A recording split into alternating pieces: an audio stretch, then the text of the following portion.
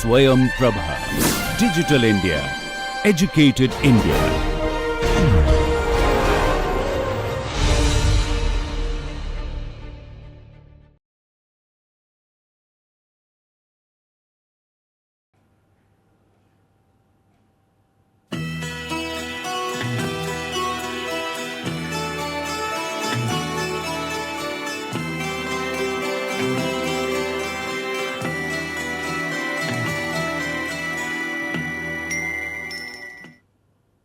Namaskar. In number 31 session, we will be discussing about international trade theory. You have to understand that trade is a part of international business and international business is a part of international financial management. The earning, spending of foreign currency, significant part coming from the international trade side, and where trade take place, what is the theory behind the international trade, how over the year the trade theory has changed should also be a part of international financial management, and we will be discussing about various theory of international trade, starting with the classical theory, then we will migrate to what is called recent development in trade theory, that is the new trade theory agree. Then we will discuss about the relative Huxley theorem. Then we will also discuss about the Porter's model of competitive advantage, and also we will be discussing about the trade barriers, which are the factors which actually hamper the trade barrier, and how we can improve the international trade by removing the trade barriers. Let us start with the international trade theory. What is actually international trade? International trade nothing but exchange of goods and services beyond the national boundary. And if you see, the international trade is as old as the human civilization itself. From the days of human civilization there has been trade. Trade may be exchange of goods and services in the barter system, one goods for another goods. After the development of monetary union, monetary unit, particularly the gold standard or the paper currency standard, the international trade further developed. Development of transport, communication and the international currency market help in growth of the international trade. Differences, why international trade will be there? That will because all countries, different countries are not endowed with natural resources, equally endowed with natural resources, they are not endowed with specialization. So, the specialization differences, the differences in endowment of natural resources, differences in the production process lead to development of international trade. The classical trade theory focus on absolute cost advantage as the determinant of international trade, because two countries, one country produce particular commodity or goods as cheapest way and another country cannot produce the same compared to other country, there will be exchange of goods and this exchange of goods lead to international trade. Recent development in trade theory explain the link among natural country advantage, government action, industry characteristic as the enablers of international trade. The enablers are not the only absolute cost advantage, but also the government policy, the subsidy, the government intervention in international trade, the development of countries' natural resources, the scientific R&D development, the innovation, all these contribute, all these are enablers of international trade. Let us start with the international trade theory, the classical trade theory. If you see the classical theory, classical belief in free trade policy, there should not be any kind of barriers in international trade. There should not be any kind of restriction in international trade. Free trade should be the best, should be the ideal policy to improve the international trade. When there is a free trade, it is the absolute cost advantage that actually design the free trade policy. Both goods and services, human specialization should be allowed to move freely without any restriction, and on this basis the classical theory developed the theories of international trade. If you see, the earliest form of classical theory is a mercantile theory of 16th century. The mercantile belief in what is called the trade between two country, because when there is trade takes place between two country, one country is loser, another country is a winner. So, the country which export is the country is the winner, the country which pay for the export, these are the country is the loser. These are the what is called the baseline of trade as per the mercantile theory. Trade, they thought that trade, international trade cannot be mutually beneficial. Hence, there is the one country will loser, another country with the winner in international trade. It is better to produce everything as far as possible, they thought that, and it is negative aspect of international trade. Mercantile theory is a negative aspect of international trade. Only should import whenever you are not in a position to pay, not in a position to produce it. There is no linkage of cost here.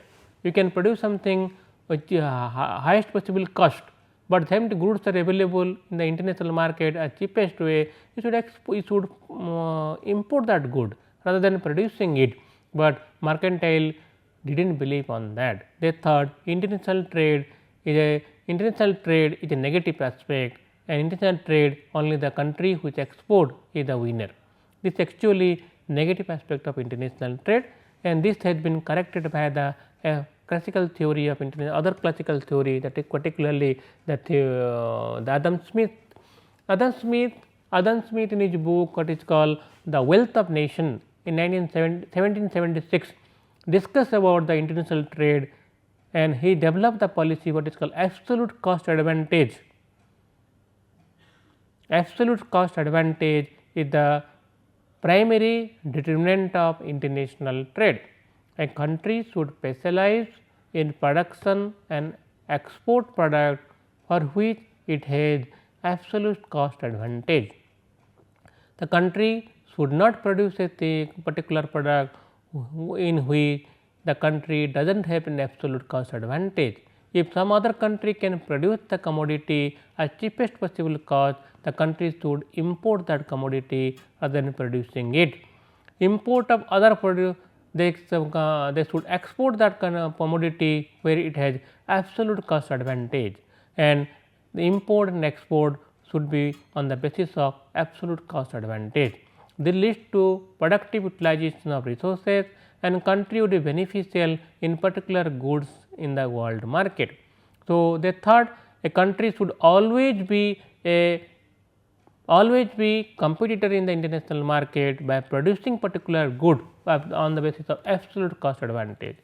So, the country should produce the good where it has absolute cost advantage, import other good where it does not have absolute cost advantage.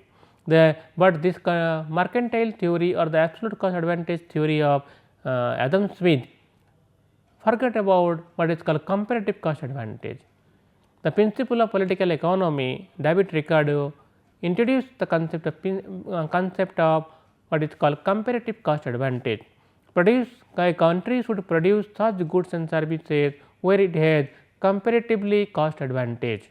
The country may be in a position to produce comparatively lower cost of production all goods and services that only they produce, other goods they should import. The David Ricardo in his book Principles of Political Economy in 1817 described about the comparative cost advantage as the basis of international trade. Countries should specialize in production of those goods in which it has relatively more productive, even if it does not have absolute cost advantage in production. So, production should take place or international trade should take place on the basis of not on the basis of absolute cost advantage, but on the basis of comparative cost advantage. Similarly, the other theories here, the Hexer-Ohlin theory in 1919 and 1933, Hexer-Ohlin developed the principle what is called factor endowment principle, the factor endowment theory. If you see the world, different countries have different kind of factors of endowment. Here factors of endowment, particularly natural resources, you can call factor of labor, capital, technology, these are factor of production, land, the factor of production. Some country may be cheaply endowed with what is called capital, some country may be cheaply endowed with labor resources. So, countries should focus on the utilization of factor of production and to produce that good and commodity where it has a absolute cost advantage in production or factors that allow them to produce it. So, differences in factor endowment not on the difference in productivity that determine the international trade. So, what are the factors? The factors of productions are the labor, capital, technology, land, resources, these are the factor of production. The factor of production are not uniformly distributed across the globe. Some countries are cheaply having labor resources, some countries are having more capital resources.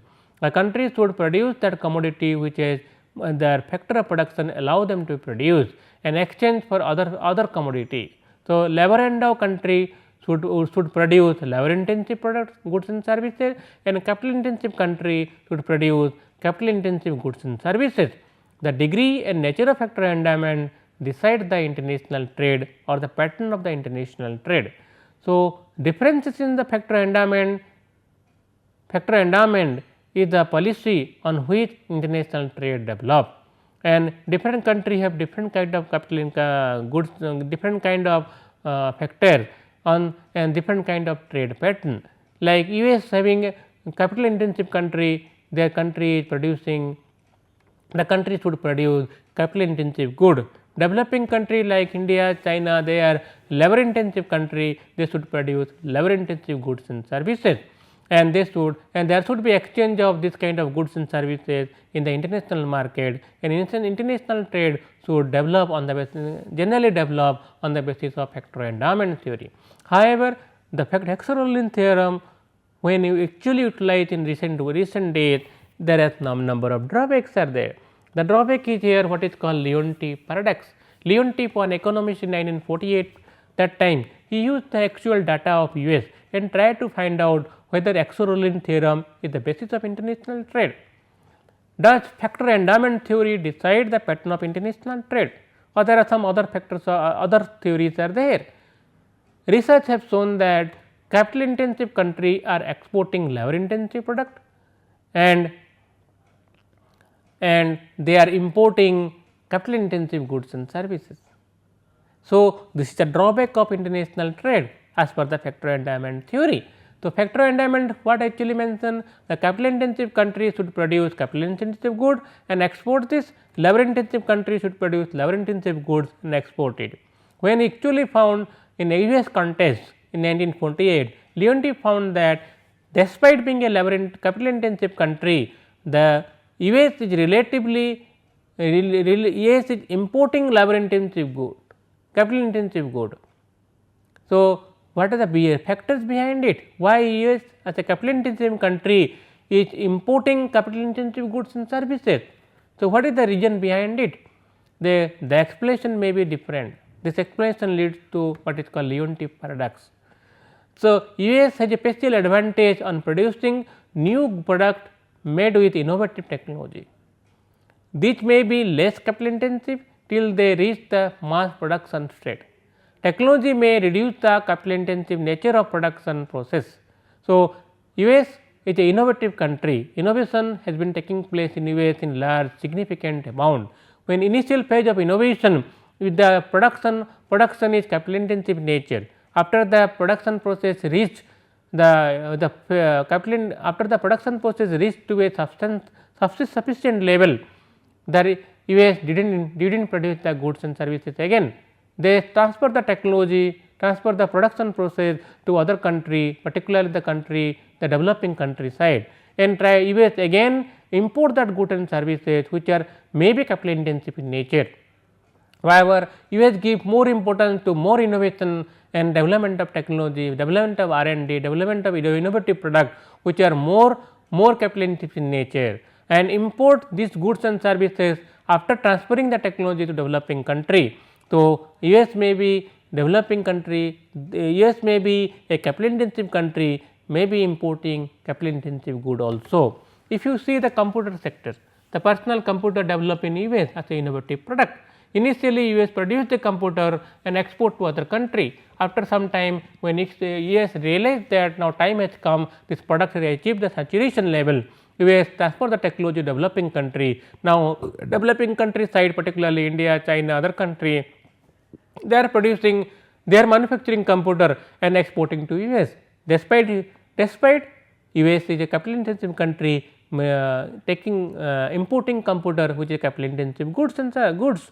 So, because US has achieved the level of saturation and US has achieved, after innovating the product, transfer the technology to the developing country where mass production taking place at cheapest possible cost.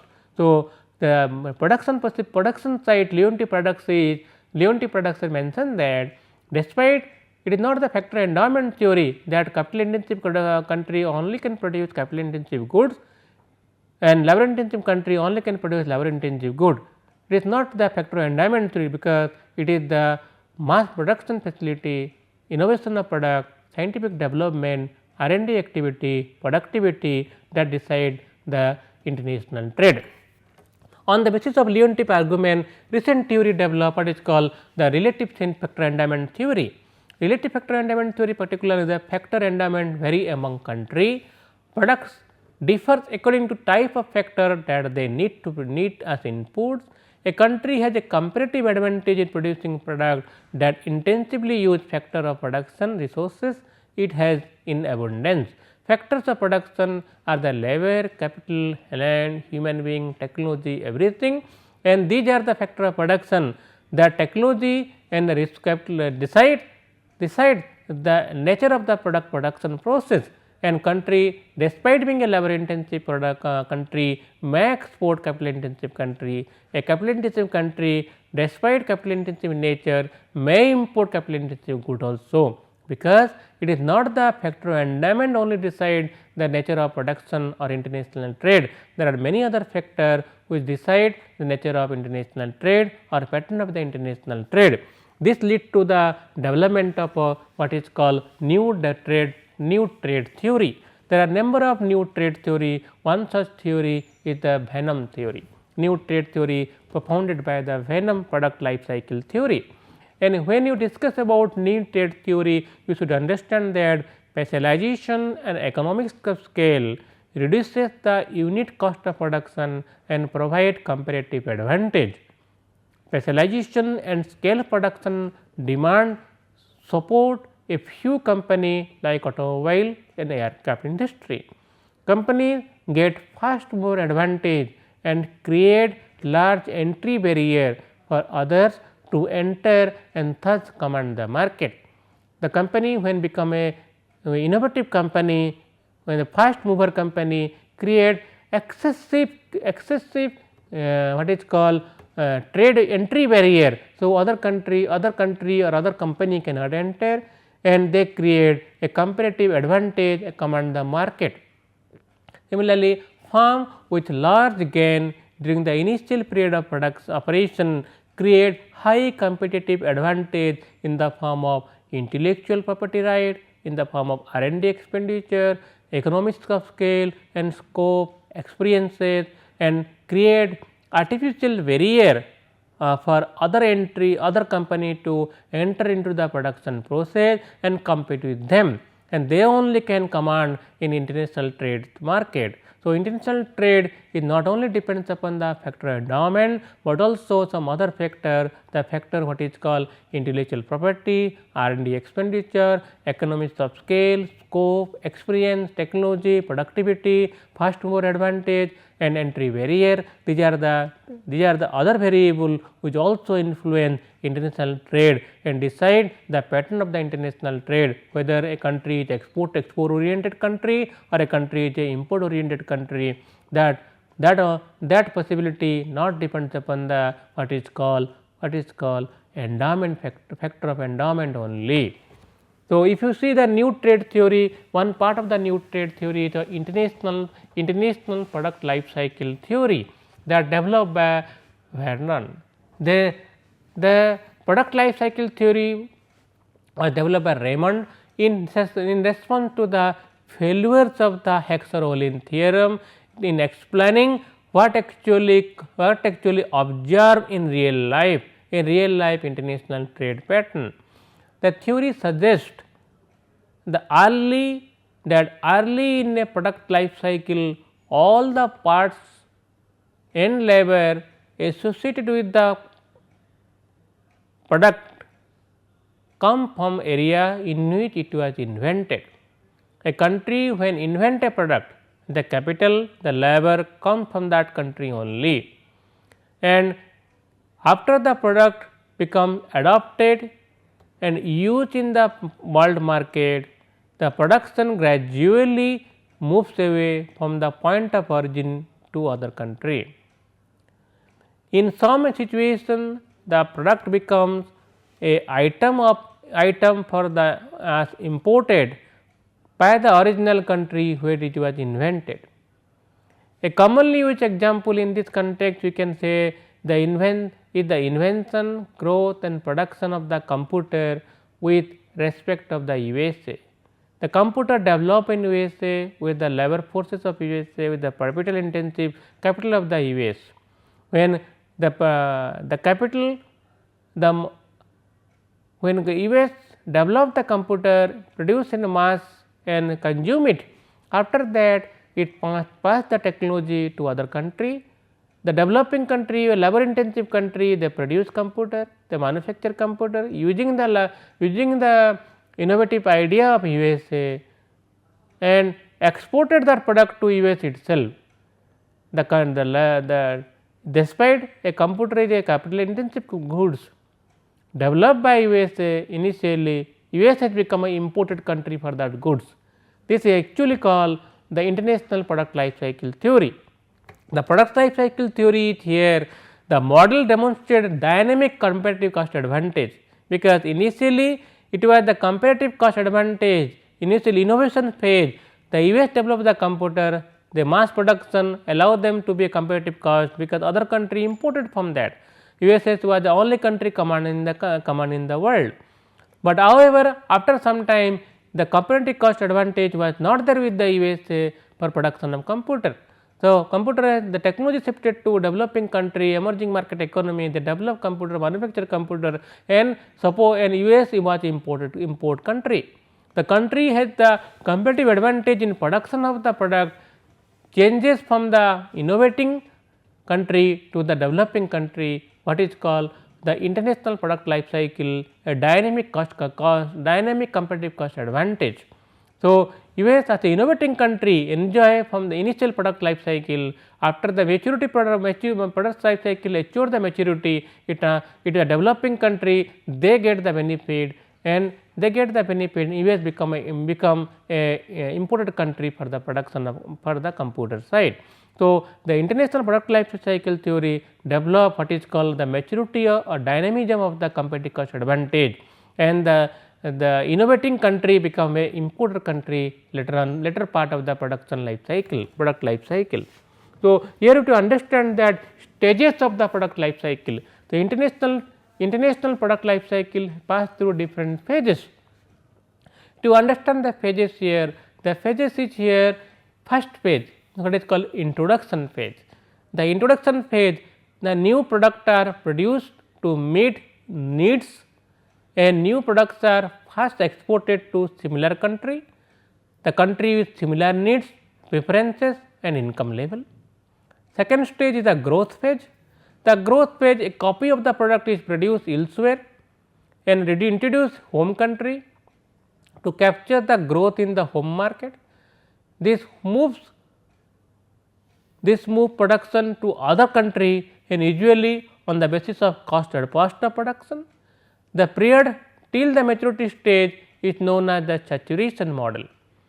Now, because of the cost of production need to be reduced, the developing country with a low wage country, they reduce that particular good innovative product at cheapest possible cost, and the maturity stage or saturation stage of the product life cycle, the product transfer from the innovative country to other country, and the other country now the major player and produce the product at cheapest possible way, then the country which actually produced or innovated the product in the earlier stages. The industry, the second stage, the third stage is the maturity stage. The industry contract and concentrate, lowest cost producer win the race, because lowest cost producer only can because market is now reduced. So, in a reduced market you have to produce the cheapest possible cost, the cost of production need to be reduced further. So, the market here with the contraction of the product the industry, the market become lowest cost producer within the race. And fourth stage is the saturation point, this is a period of stability. The sale of the product reach the peak and there is no further possibility to increase. Marketer must try to develop new and alternative use of product. Here the saturation point is reached, you have to develop the new usages of the product, so that you can market can further sale can be produced, can be possible in the same market.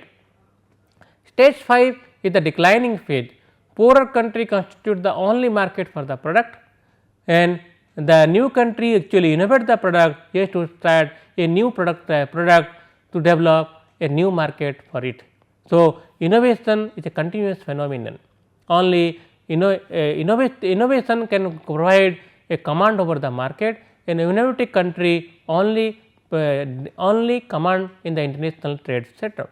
So, product life cycle theory is the international product life cycle theory explains that production process and the product has a own life, the life of the product decides on the basis of the uses of the product on the basis of cost of production of the product, and initial phase despite being a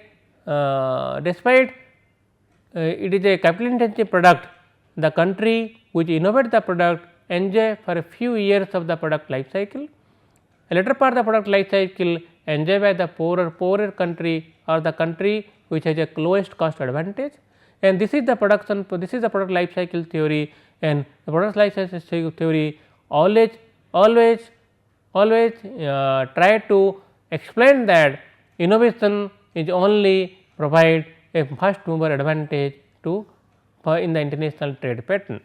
If you go through the international trade, there are different cost advantage process. A Porter in 1990 developed what is called competitive advantage, and competitive advantage is a factor of endowment. Here land, labor, capital, workforce, infrastructure, all these are factors that when country which endow with all these factors, they get the competitive advantage. Second part, demand condition, like the demand condition like sophisticated large market, sophisticated domestic consumer base, offers innovative friendly product, environment, testing ground, these are the demand condition. The demand condition also provide first mover advantage or competitive cost advantage. The third more important related and supporting industry, local supplier, cluster of production process, and also help in innovation process. The most important is a firm strategy, structure and rivalry. Competition, national government subsidy activity, government condition, government helping nature, lower taxes, lower tax, mature condition also provide some kind of strategy for the company to beat the market. So, factor endowment, demand condition, supporting strategy, supporting industry, cluster of production process, farm strategy, these are the Porter advantage. Porter in 1990 provide some, these are the advantage for competitive cost, and this advantage provide some kind of benefit to the industry which have this kind of endowment facility, and they only command over international trade and decide the trade pattern in actual international market. If you see the factor endowment side, land, labor, some extent workforce, these are the developing country having large market, sophisticated consumer base, they developed country is having local supplier, cluster production, these are decided by the market forces.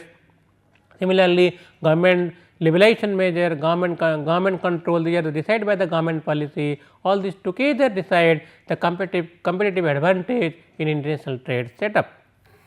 If you go beyond that, there are many kind of trade barriers are there which also influence the international trade. When we discuss about trade barrier, you have to understand that international trade has own development process. Prior to during the first or second world war time, we can call up to first world war time, international trade was free in nature. There was no trade, no significant trade barrier. After second world war, many countries got their independence. They started developing their own country as per the development of the socialist idea, the communist idea.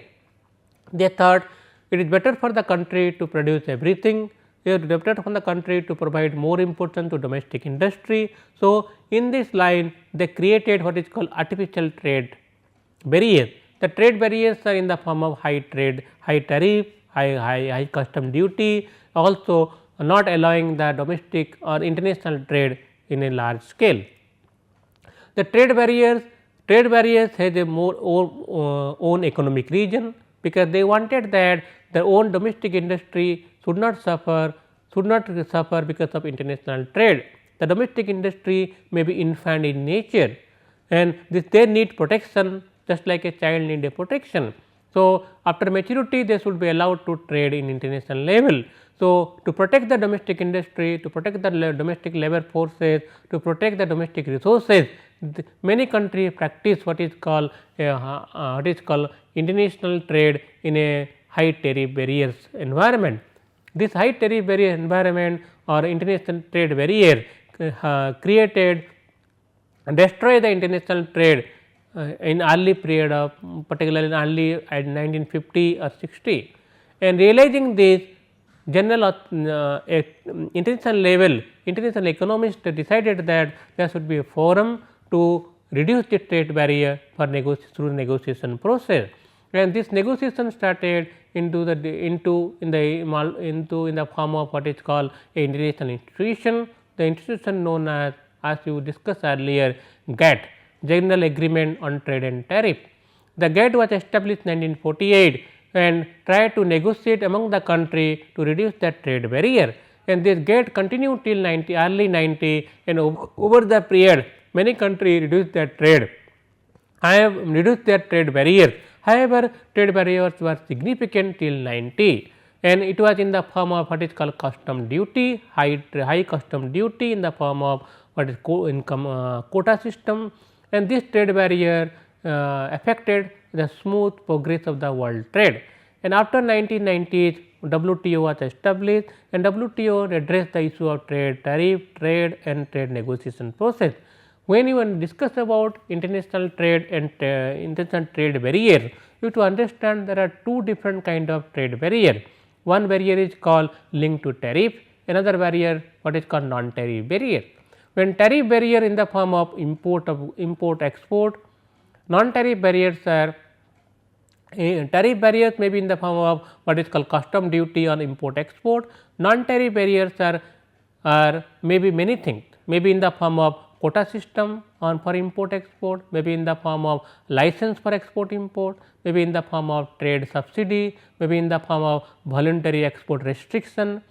So, these are the called artificial trade barrier to reduce the international trade and provide some kind of revenue earning sources. When international trade was linked to revenue earning, it was a tariff barrier that was providing revenue to the in the form of export import duty, but revenue is not the only source of international trade. Revenue was behind that to restrict the international trade, the tariff was imposed. If you discuss about the different kind of tariff barrier, you have to understand that there are many tariff barrier was primarily imposed by a developing country for revenue region. Many tariff barriers primarily imposed by the developed country to protect their own industry. But after WTO agreement in early 90s, developing country together, they decided that in a phased manner the tariff barrier should be reduced to minimum level. Initially it was nearly 300% tariff barrier, it has been reduced to nearly 30% nowadays, and over the period negotiations has been taking place in goods, services, both agriculture, non-agriculture, manufacturing, mineral resources, other goods and services, technology export, capital export, investment, R&D activity, All these are part of the negotiation process to reduce the tariff barrier. However, after the WTO agreement, tariff barrier has reduced significantly. However, non-tariff barrier has increased significantly in recent days. The non-tariff barriers are the major issues and WTO negotiation process at present. You have to understand that which are the non-tariff barriers. Non-tariff barrier in the form of developing countries are having child labor. The child laborers are working in developing country, they are producing goods and services for export purpose. The child laborers are paid very low wage. So, developed country are using the name of child labor, they are creating obstacle for the developing country export. Similarly, labor issue, developing country cheap labor resources are available, they are paying less labor wages are less costly, they are producing goods and services for export as the cheapest possible way, but this is not available in developed country. Developed country using the policy of protection of their own labor, protection of their own industry, labor wage policy they are using in the context of creating non-tariff barrier for export of developing country. Similarly, for outsourcing protection, developing country are labor intensive country, they are having surplus labor, they can outsource, they are using the outsource activity of developed country or develop and providing the services of outsourcing services are getting good amount of export through their labor policy. However, developed country are criticizing the outsourcing policy and cheap labor policy of developing country and creating artificial barrier for export of labor human resources. Similarly, in the name of climate, in the name of chemical, in the name of environment, the artificial trade barriers are being created by the developed country. National security on another region, they are also imposing trade barrier on this issue. These are the non-tariff barrier has increased recently very heavily, and this non-tariff barrier are creating conflict in WTO agreement process, and WTO as a forum of negotiation of non-tariff barrier is not in a position to address this issue. Developed country through their excessive excessive exports and muscle power, they are ruling in the WTO forum, and they are creating artificial barrier in the form non-tariff issues and creating some kind of obstacles in the smooth process of international trade. If you see what is the requirement for the economic effect of the non-tariff barriers, why there should be tariff and non-tariff barrier, any economic reasons are there for tariff and non-tariff barrier. So, primarily if you see in a developing country side, the non-tariff barrier is a artificial barrier which affect their export import, and these are affecting their economic progress. Or on the developed country side, the non-tariff barrier is a major issue to protect their own industry, create jobs for their own people. These non-tariff barriers is essential for them to protect their own industry, own labor policy, national security, their export. These are the non-tariff barrier for them to protect their industry. However, non-tariff barriers, they are developing countries are complaining that jobs are destroyed because of trade. Workers' wages are hurt because of trade. Special industry with unique substantial economic activity should be protected. Potential will not mature without protection of industry. So, unfair competition undermines the benefit of trade. These are the economic reason. Jobs are destroyed by trade. Whether jobs are being destroyed by trade, you have to analyze this concept. This is a developed country using the non-tariff barrier, because they cannot use as agreement of tariff WTO, they cannot use the tariff barrier. They are using non-tariff barrier because they want to protect their job of their own people. Worker wages are hurt because of trade. Developing country cheap labor policies are producing goods and services at cheapest possible cost. So, they are exporting the world market, they are commanding the world market, but same kind of goods and services developed country are not getting the benefit, because their workers are highly paid wage. So, they are compelling complaining that workers wages need to be protected, and for this trade are being international trade is destroying the wages job workers benefit. National security is threatened because of international trade.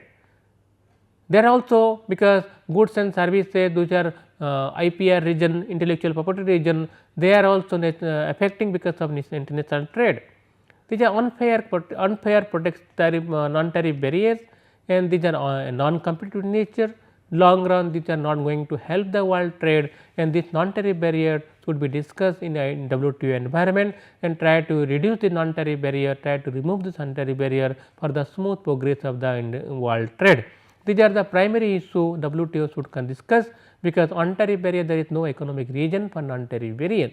However, developing country should get the protection and in the WTO side, because the non-tariff barrier is destroying their export side. If you when you discuss the tariff, non-tariff barrier and world trade pattern theories, these are the ideal side for discussion, and you can go through the book International Economics Theory and Policy by Paul Krugman and Ostfeld. They discuss the recent development in trade theory and discuss the international trade as a policy for the smooth progress of world trade. And these books is nicely discuss about the recent development in trade theory. You can go through the book and try to understand that the international trade part, the development of international trade theory, and also tariff, non-tariff barrier, how it is affecting the international trade discussed in this theory. Second, for some model question I have developed for you. The model question is here: describe the importance of classical trade theory and bring out its relevance in present day practice. Here you discuss about the classical theory. The classical theory start with the why the classical theory believes in what is called free trade policy. The classical theory is a theory of absolute cost advantage, theory of comparative cost advantage, absolute cost advantage of Adam Smith. He mentioned that there should be countries should produce goods and services where it is absolute cost advantage, and imports goods and services where it does not have absolute cost advantage. Absolute cost advantage is the primary determinant of world trade as per the Adam Smith theory of absolute cost advantage. David Ricardo mentioned the comparative cost advantage. Countries should produce goods and services where it has comparative cost advantage. You can produce goods and services which are cheaply possibilities are there, cheap production process, and export goods and services where it has comparative cost advantage, and import goods and services where it is comparative cost disadvantage. And comparative cost advantage and disadvantage is the primary determinant of international trade as per the Ricardo. Then they also discuss about the theory of Hexer-Ohlin. He has mentioned that about what is called the factor endowment theory. The factor endowment is factor of production, that is land, labor, technology, resources, specialization decide the international trade. Here the Hexer-Ohlin mentioned about what is called factor endowment. The country which is labor intensive country should produce labor intensive goods and services.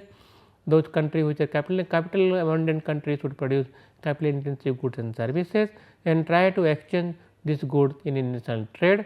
It is a factor endowment that decides the international trade rather than the absolute cost and or comparative cost advantage. So, however, factor endowment theory is not practiced in real world. If you analyze the real world theory, real world it is the theory what is called the specialization, the factor the specialization, the productivity, technology, R&D activity, comparative cost advantage, and the what is called your scientific development, that decide the first mover advantage, and that decide the international trade. You can discuss the irrelevance of this present day practice. Present day practice, the classical theory is irrelevant, because real world it is not the cost advantage and factor endowment, it is not the absolute cost advantage, it is not the factor, it is not the competitive cost advantage that decide the international trade. There are many other factors decide the international trade. Outline the importance of modern trade theory. Here we describe the international product life cycle theory, that competitive advantage theory of porters. Here you describe the international trade theory, international product life cycle theory. Despite the initial innovation, R&D activity, innovation, R&D activities, scientific development, technological advantage that decide the international trade theory.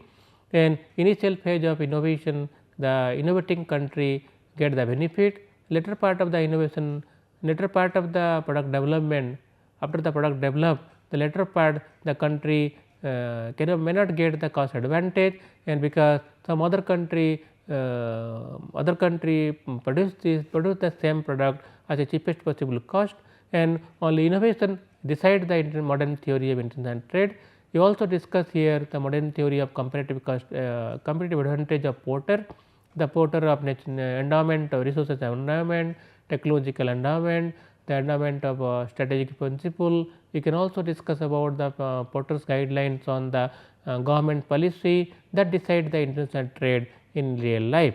The third example is the third question is here, the competitive advantage, specialization, intellectual property right, and economies of scale and scope decide the pattern of modern trade. You articulate this statement. We have discussed that the trade theory developed from the absolute cost advantage to comparative cost advantage to specialization, intellectual property, economies of scale and scope, and all these factors contribute in modern trade theory. You have to identify each factor has its own advantage, because trade theory, trade is not the country may not be in a position to produce everything. A country may not be in a position to produce everything at cheap possible cost. Country should not only endow with all kind of resources, so but they should go for the international trade. The international trade decide the pattern of international trade decide on the basis of capability, on the basis of fast mover, on the basis of advantage of specialization, on the basis of intellectual R&D activity, on the basis of economies of scale and scope. The large production, large base production, the high scale of production may reduce the unit cost of production, that provides cost advantage in the real life. So, all these factors decide the international trade. At the same time, like innovating company or a country always get the fast mover, and this fast mover allow them to create what is called high tariff barriers, high entry barrier for other industry, to other company to enter, other country to enter. In this process, they command the international trade. All these factors decide the international trade, and trade pattern not only decided by the absolute cost advantage or competitive cost advantage, but also decided by the government policy. Because government policy primarily the government taxation policy, government subsidy policy, government policy for infrastructure facility, these also decide the international trade. Many country have natural resources, many country have endowed with different kind of specialization, but they are not the winner in the real world. The real world depends upon the activity of government, activity of control regime. The government is controlling the trade, then with high trade barrier, then government cannot decide high tariff barriers to protect their own industry. This also affect the smooth progress of the world trade. So, when you discuss about modern form of world trade, the competitive advantage, the specialization, intellectual property, and economies of scale and scope decide the modern trade. You have to justify this statement with the real example of Japanese company, the real example of Chinese company, how they have competitive cost advantage through the process of large scale production they enjoy. the Japanese company, the Chinese company through the large scale manufacturing, they have reduced the unit cost of production so low, they create a artificial entry barrier for other country to produce that commodity at that particular level of price, because it is not possible for them to produce that particular cost of cost of production or price of the goods, so that they compete with the Japanese company or Chinese company. So, artificially the scope, the large economies of scale, large economies of scope, they created an artificial barrier for other company to enter. Similarly, we can discuss about intellectual properties of US, how through the innovation process they got the intellectual property in pharmaceutical sector, many goods and services sector, and they are now commanding the world trade. So, similarly you can discuss about the specialization, developing and the specialization also influence the world trade. You can discuss here the many emerging country, through their labor forces, high specialization they created, they are exporting the labor forces, they are creating a labor market, specialized labor market, and commanding the world resources, commanding the international trade. Here you can discuss about the specialization process. You can also discuss about competitive advantage in natural resources like South Africa, many African country, many emerging country like India, China, because of the natural resources, they also command competitive advantage. However, natural resources need to be productively utilized, the production process needs to be started from there itself. However, through exporting the mineral resources they cannot get the competitive advantage. You discuss about the competitive advantages side of natural resources and factor endowment.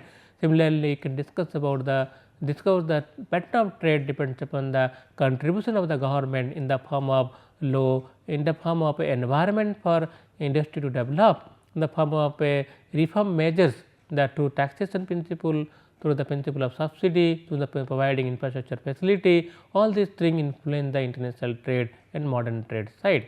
All these things you have to discuss in this third question, because international trade is not a particular theory has not developed to describe everything about international trade.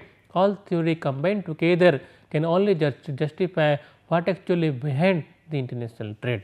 Thank you.